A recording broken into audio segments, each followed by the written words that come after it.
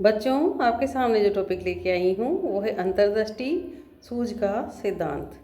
अंतर यानी कि अंदर से, दृष्टि यानी दिखाई देना, उत्पन्न होना, दिखना, सूझना, है ना। अंतर्दृष्टि यानी कि अपने मन से कोई, अपने मन में कोई सुझाव आना। ठीक है, तो इसके सिद्धांत के प्रतिपादक थे वोल्फगैंग कॉलर, जो जर्मनी के थे। कोटकोफ्ता और वर्दीमर भी इसके साथी थे। अब इसमें क्या होता है सूझ के सिद्धांत में? सूझ अचानक उत्पन्न होती है। अहा मतलब खुशी का अनुभव होता है। समस्यात्मक परिस्थिति अनिवार्य, कोई समस्या होगी तभी तो उसके लिए हल निकालेंगे। निष्क्रियता की अवस्था होती है, निर्देशित ध्यान होता है और सूझपूर्ण सीखने की जांच होती है। ठीक है, इस सिद्धांत का प्रतिपादन जर्मन मनोवैज्ञानिक वोल्फगैंग कॉलर तथा कोटकोफ्ता ने किया। कॉलर के अनुसार व्यक्ति सूझ के द्वारा सीखते हैं। कॉलर, कोफ्ता, वर्दीमर गेस्टाल्टवादी मनोवैज्ञानिक हैं। क्या है ये? कॉलर, कोफ्ता और वर्दीमर तीनों गेस्टाल्टवादी मनोवैज्ञानिक है। और गेस्टाल्ट का एक जर्मन भाषा का शब्द है जिसका तात्पर्य होता है समग्रता या पूर्णाकार। गेस्टाल्ट शब्द का क्या अर्थ होता है? समग्रता या पूर्णाकार।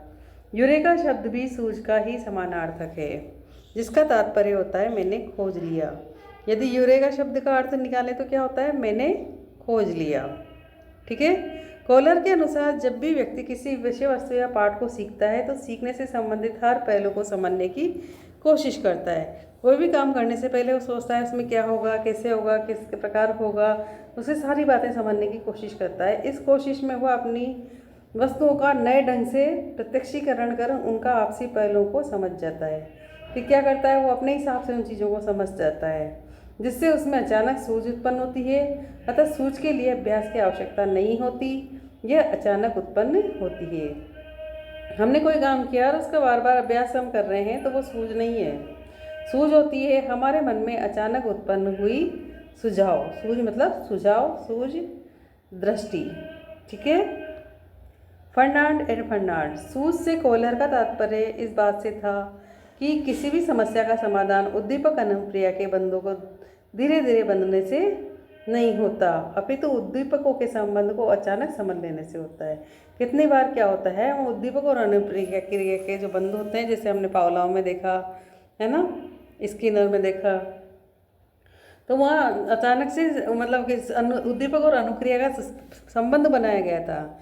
लेकिन यहाँ पर क्या कह रहे हैं कि उसका संबंध बनाने की आवश्यकता नहीं है, बल्कि अचानक से समझ आने की बात है कि वो चीज़ हमने अचानक से समझ ली। कोफ्ता के शब्दों में, सूझ में व्यक्ति चिंतन, तर्क, कल्पना से अधिक काम लेता है। पहले संपूर्ण परिस्थिति को समझना, फिर व्यवहार करना सूझ का परिचायक है। और सूझ तब उत्पन्न होती है जब व्यक्ति कार्य में छिपे हुए संबंध साहचर्य को देख लेता है। कॉलर ने अपना प्रयोग सुल्तान नामक चिंपैंजी पर किया। कॉलर ने किस पर प्रयोग किया था? सुल्तान नामक चिंपैंजी पर। अब इसमें होता क्या है कि सुल्तान नामक चिंपैंजी जो पहली बार, उसकी जो पहली कंडीशन थी उसमें ये था कि वो एक पिंजरे में, बड़े से पिंजरे में बंद किया गया। पिंजरे की छत से 1-2 फीट नीचे केले लटकाए गए और उस पिंजरे के अंदर एक बॉक्स रखा गया नीचे की ओर। ठीक है, पिंजरे में नीचे बॉक्स रखा है और ऊपर के छत से 2 फीट नीचे केले लटकाए हुए हैं। चिंपैंजी कूद कर, भूख लगती है जब चिंपैंजी कूद कर केले लेने का प्रयास करता है लेकिन वो नहीं ले पाता है। फिर अचानक वो एकदम से वो बॉक्स पे चढ़ता है और केले के लिए कूदता है, तो केले उसके हाथ में आ जाते हैं और वो खा लेता है। तो उसको एक बात समझ में आ गई कि मैं इस बॉक्स पे चढ़ूँगा और ऊपर हाथ करूँगा तो केले आ जाएंगे। ठीक है, एक परिचय तो सूझ का उसने ये दिया। लेकिन फिर अगली बार क्या होता है, वही पिंजरा होता है, उसमें नीचे 2 बॉक्स रखे जाते हैं और केले जो पहले छत से 2 फीट नीचे थे अब बिल्कुल छत के ऊपर वहाँ पे लटका दिए जाते हैं। चिंपैंजी कूदकर केले लेने का प्रयास करता है, केले उसके हाथ में नहीं आते हैं। ठीक है, जब केले उसके हाथ में नहीं आते हैं तो वो देखता है कि नीचे अब की बार 2 बॉक्स रखे हुए हैं, तो एक बॉक्स के ऊपर दूसरा बॉक्स रख देता है, जिससे उसकी और उस दोनों बॉक्स के ऊपर चढ़ के वो केले हाथ ऊपर करके केले ले लेता है। ठीक है, ये हो गई दूसरा परिचय। सूज का।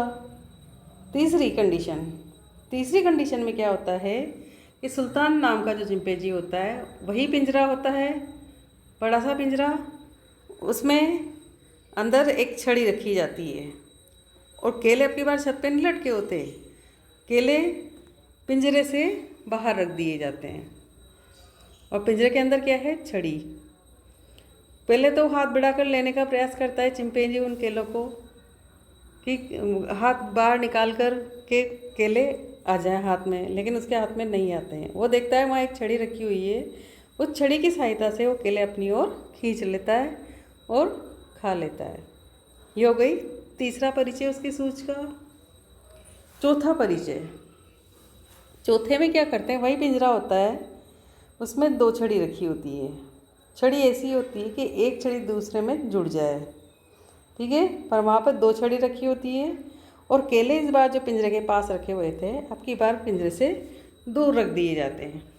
वो वैसे ही हाथ बढ़ाता है, केले हाथ में नहीं आते हैं, फिर वो एक छड़ी से बढ़ाता है, लेता है, तब भी केले नहीं आते, तो वो दूसरी छड़ी को उसमें जोड़ देता है और वो केले अपनी ओर खींच लेता है, ठीक है। तो केले उसके पास आ जाते हैं और वो खा लेता है। तो जब चिंपैंजी, सुल्तान नाम के चिंपैंजी ने अपनी सूझ का परिचय दिया, इसके लिए उसे बार बार अभ्यास की ज़रूरत नहीं पड़ी, ठीक है, नहीं पड़ी। तो अंतर्दृष्टि की ज़रूरत पड़ी, उसने अपना दिमाग लगाया, सूझ उत्पन्न हुई और उसका कार्य हो गया। तो कोहलर ने किस पे किया था, सुल्तान नामक चिंपैंजी पर यह प्रयोग किया था। अब देखते हैं सूझ की विशेषताएं। सूझ की उत्पत्ति अचानक होती है। सूझ आहा अनुभव है, खुशी का अनुभव देता है। जब हम सूझ से अपना काम कर लेते हैं तो एक खुशी होती है अंदर से, आहा। समस्यात्मक परिस्थिति का होना अनिवार्य है, समस्या होगी तभी तो सूझ के लिए सूझ उत्पन्न होगी। निष्क्रियता की अवस्था है, निर्देशित ध्यान व अन्वेषणात्मक व्यवहार है। सूझपूर्ण सीखने की जांच, स्थानांतरण है, ठीक है। सूझ को प्रभावित करने वाले कारक, पहले है बुद्धि, फिर है प्रत्यक्षीकरण, फिर अनुभव, फिर समस्या की संरचना, फिर प्रयास और त्रुटि। ये 5 कारक है जो उसको प्रभावित करते हैं, बुद्धि, प्रत्यक्षीकरण, अनुभव, समस्या की संरचना, प्रयास और त्रुटि। अब चलते इसकी आलोचना की ओर। व्यक्ति अचानक नहीं सीखते, अभ्यास का योगदान भी होता है, ये इसकी आलोचना में कहा गया है, ठीक है। पॉइंट नंबर 2 है आलोचना का, छोटे बच्चों, जानवरों, पागलों से सीखने में सूझ का कोई महत्व नहीं होता, है ना, क्योंकि ये किसी चीज़ को रटकर ही सीखते हैं। बच्चे कैसे सीखते हैं, चीज़ों को रट के सीखते हैं, ये इनका कहने का मतलब है ना।